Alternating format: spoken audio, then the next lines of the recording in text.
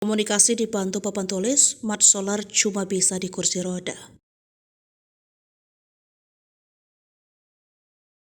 Penderita stroke sejak tahun 2017, lantas seperti apa kabar Mat Solar saat ini? Popon 19 tahun, anak Mat Solar mengatakan ada bagian lain dari tubuh ayahnya yang belum lama ini terasa sakit. Wajah pemain baju bajuri itu memang sudah lebih segar, namun kesehatan tubuhnya belum membaik secara signifikan.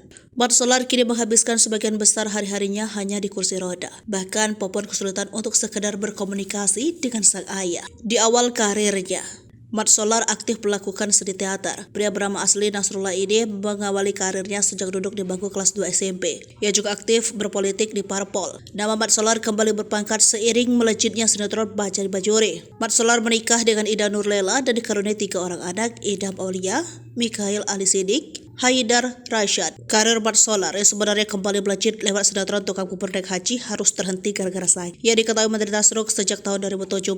Menurut pemberitaan, Mat Solar mengidap stroke di bagian otak sebelah kanan hingga tangan kiri dan kaki kirinya susah digerakkan. 5 tahun berlalu, ia masih menjalani perawatan akan penyakitnya. Dikatakan anaknya, Popon, kini komunikasi dengan sang ayah dibantu dengan papan tulis. Mat Solar akan menuliskan apapun yang dia butuhkan di papan tulis tersebut. Selain itu, stroke tersebut membuat Mat Solar belum bisa berjalan hingga kini. Mat Solar hingga kini dibantu berjalan menggunakan kursi roda. Popon sedikit khawatir karena belakangan ini sang ayah mengeluh bagian pahanya sakit.